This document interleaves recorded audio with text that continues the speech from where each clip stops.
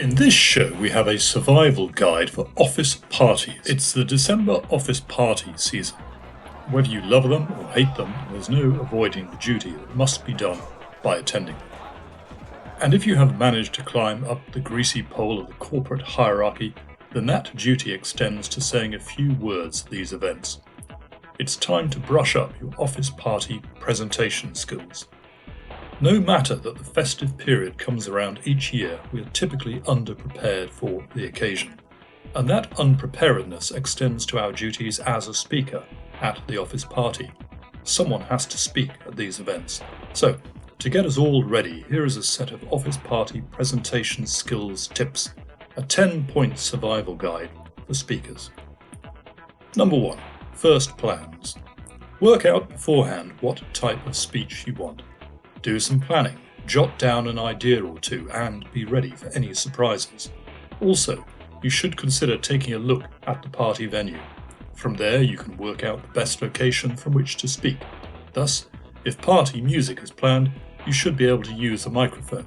It's essential kit for a noisy party atmosphere. Number 2. Drinks. Don't even think about speaking when the party drinks have been flowing for some time.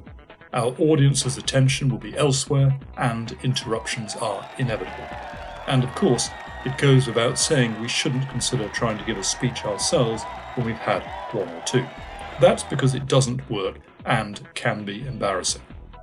Number 3, for starters, aim to speak near the start of the party when people have arrived, had a drink or two, and conversation flows. If dinner is being served, aim to speak before dinner. It's not the best opportunity for an after-dinner speech.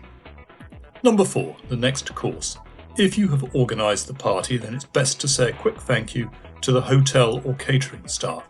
Or, if the executive assistants and personal assistants have organised the party, it's definitely best to thank them for all their hard work. It's always a challenge to organise the office party, so a big thank you will be well received. Number 5, presents. The office party is a good time for some other thanks, for people or teams. So, when you thank people, remember to get the technique right. For example, and now someone who's always committed to the customer, someone who always puts their customer first, someone who it is a pleasure to work with. And pause, first name, second name. Applause will kick in spontaneously when you get it this way round. If you name the person and then keep talking, the audience loses track of the applause point. Number 6, more presents. For a more solid appraisal of a team, consider listing their virtuous points and then compare them with a less virtuous point. Detail 2 of their virtues with a small anecdote, their commitment and their ability perhaps, and then detail a less virtuous point that will either get a laugh or a wry acknowledgement, something along the lines of their taste in business suits or performance in the company five-a-side league, because the idea is not to be cruel.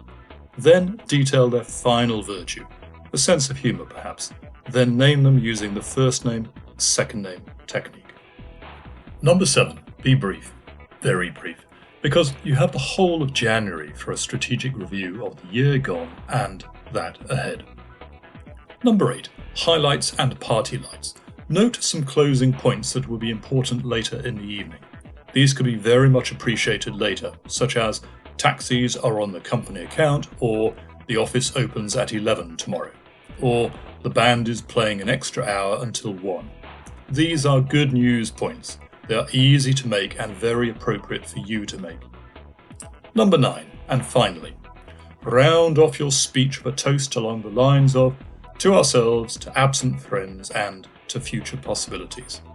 And number 10, party party. Now it's time to relax and enjoy the party. Roll on next year. It's brief, it's friendly, and it's optimistic.